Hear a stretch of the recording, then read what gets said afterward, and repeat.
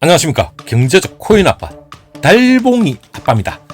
자, 간밤에 잘 주무셨습니까? 달봉이 아빠도 잘 푹 쉬었고, 그리고 간밤 새벽부터 오늘 아침까지 상당히 여러 알트는 좀 괜찮았죠. 그리고 중상위권에 들어가 있는 암호화폐 역시 그래 썩 나쁜 건 아니었습니다. 하지만 다른 거에 비해서 또 XRP가 좀 약간 상승분을 좀 약간 압박을 받다 보니까 그렇게 시원하게 뚫고 올라가지는 못한 것 같은데, 이거 역시 곧 잘 되리라 믿어 의심치 않고, 지금 제가 여러분한테 지금 말씀드리는 거는 이게 음모론인지 아닌지는 알 수는 없습니다. 어차피 트럼프는 암호화폐를 상승시킬 수밖에 없는 그런 공식을 가지고 있죠. 그 얘기는 바로 뒤에 해드리고, 간밤에 물론 뭐 미국 증시가 썩 나쁜 건 아니었습니다.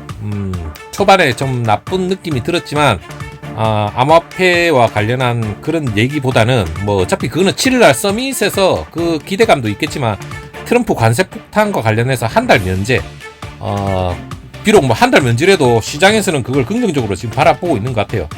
그리고 뉴욕 증시뿐만 아니라 비트코인도 올라가고 엔비디아, 그러니까 미국 증시의 커플링으로 해서 좀 긍정적으로 가지 않았나 생각을 해봅니다.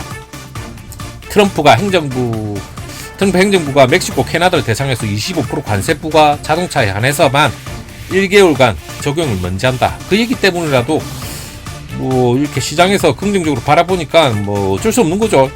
우리한테 좋은 거 아닙니까? 좋으면 됩니다, 여러분. 일단 긍정적인 건 그대로 뭐 받아들이면 되는 거고, 꼭 이걸 가지고 뭐 이게 아닌데 앞으로 왜 안 내렸냐 이런 사람은 없을 거 아닙니까?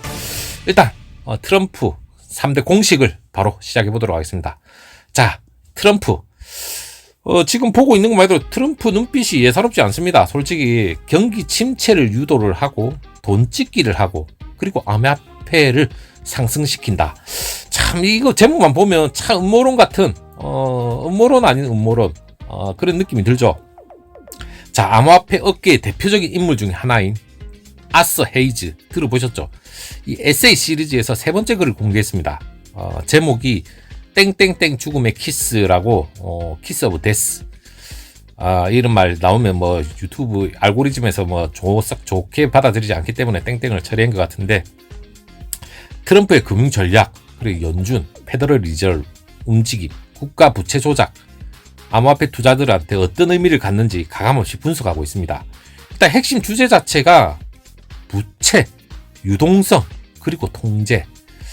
자, 이렇게만 하면 좀 뭔가 좀 뭐 잘 알아듣지 못하겠는데, 헤이즈 자체가 재무부의 스콧 베스트, 연준의 제롬 파월, 그리고 트럼프의 경제 전략이 서로 얽힌 복잡한 관계를 파헤치고 있는데, 일단 크립토폴리탄에서 보도한 그 아서 헤이즈의 주장을 간단하게 여러분한테 말씀드리자면, 헤이즈가 트럼프가 부동산 개발업자 출신이라는 건 뭐 저도 알고 있었고 여러분도 알고 계시리라 뭐 알고 있죠. 이 트럼프 월드, 부산에 가면 해운대 가면 트럼프 월드라고 있습니다.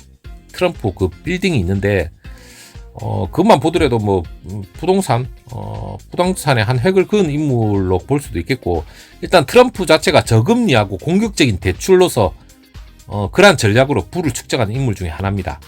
미국 경제 운영 방식도 크게 다르지 않는데, 트럼프가 하버드 후보가 아니다. 그는 FDR이 되려고 한다. 그 말이 헤이즈가 말한 바가 있는데, 그 말이 무슨 말인고, 프랭크 루즈벨트 대공황 당시에 대규모 지출, 어차피 대공황에는 엄청난 돈을 풀어서 경기를 부양을 했죠. 그 당시 대규모 지출과 돈을 딱 찍어내면서 경제 위기를 돌파했습니다. 그때 당시 대공황 하면 뭐 엄청나게 돈 풀기 아닙니까?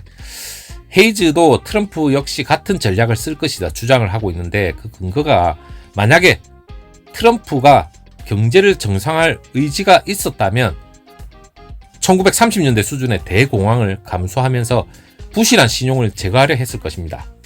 하지만 트럼프가 돈을 계속 찍어내면서 경제를 유지할 것이라고 헤이즈가 단언을 했는데, 그러는 느낌이 일기 때도 그런 느낌이 들었고, 물론 그래서 증시부터 시작해서 암호화폐가 다 우상향은 했습니다. 분명히 일기 때도.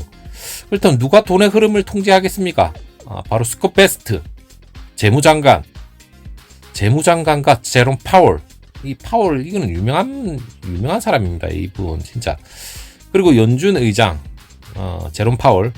그리고 헤이즈가 파월이 예를 들어서 2024년입니다. 작년 9월 달에 시장 상황과 무관하게 기준금리를 0.5%, 0.5bp 전격 인하를 했죠. 그때 좀 약간 의아했습니다. 왜냐하면 당시 미국 경제 자체가 성장세를 유지는 하고 있었고 인플레이션의 불씨도 남아 있었습니다. 그리고 뭐 당연히 러우 전쟁의 여파는 아직까지 지속이 되고 있었고, 그런데 그럼에도 불구하고 파월이 예상치 못한 금리 인하, 시장에서는 신뢰를 잃었다고 쏘아붙였죠. 근데 이 헤이즈 자체가 연준이 본래 인플레이션을 억제하려고 하지만 동시에 경기 침체도 막아야 하는 모순적인 상황에 놓여 있었습니다.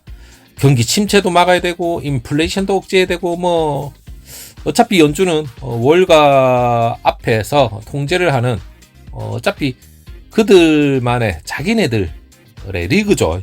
얼마든지 통제가 가능합니다. 자기들끼리는.